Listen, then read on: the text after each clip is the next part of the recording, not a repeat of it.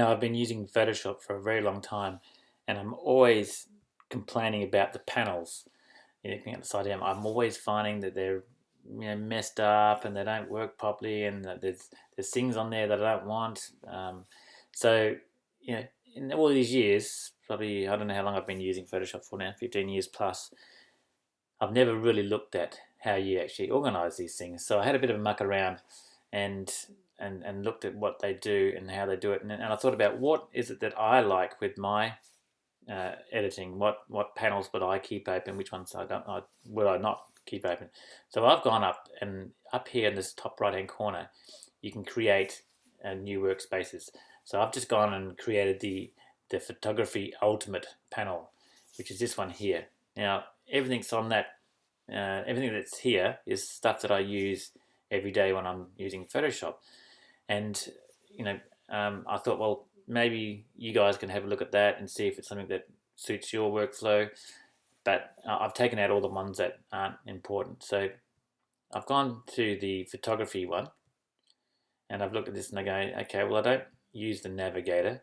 So to get rid of that, you just click on this little bit of text here, or little lines, and close that one. Get rid of that altogether.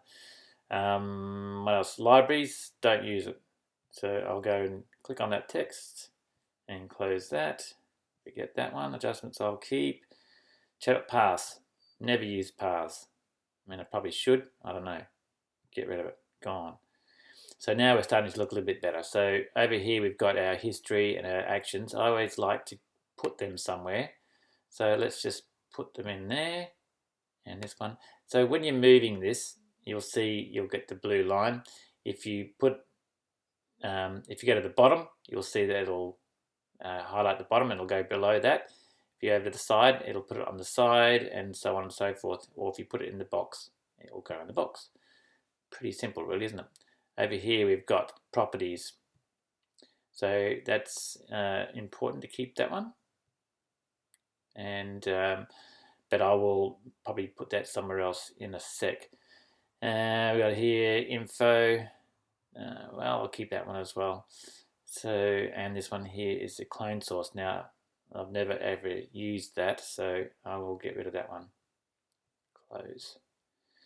Then I grab my tools from over here, bring it over to this side, and go next to that like that. So now we're starting to get a better idea of what's going on and what's happening. So now, let's say if we put let's go back to our layers palette here. If we put a new curve adjustment layer on here, see how the properties tab comes out like that, which is kind of annoying. So what I want to do is I want to put that in a new tab. So let's close that over again. So I'm going to put my actions down in here next to adjustments and my history, because they're ones that I use all the time.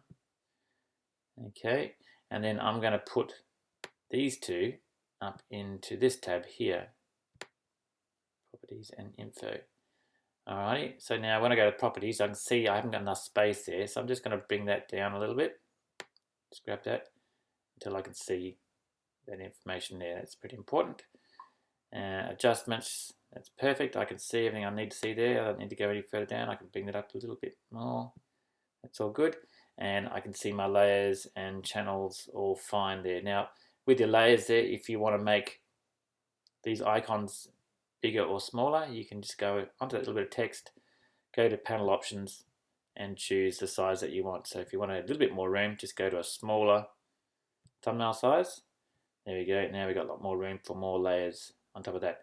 So now if I go to my adjustments panel, do a levels adjustment layer, you can see that the properties tab opens within this little collection here and doesn't open out onto your image.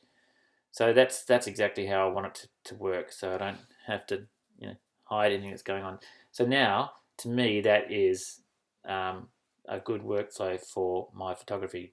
There's other tabs that I probably want to get, so I'll go up to Window, and I'll look for my character, because I'm always interested in text. And there's your character tab there, and your paragraphs. So they're pretty handy to have. There is probably some other things in here that I would look at. But all those, what have we got? Anything else that's important? Probably not. Probably got it all. So you can go through and have a look yourself and see what suits you. But for me, that is a pretty good little collection. Now, what I should have done before I went and done all that is I should have gone into here and added, I've said, create a new workspace, and then started messing around with all that. But I've done that already in the past. So I created this one called Photography Ultimate.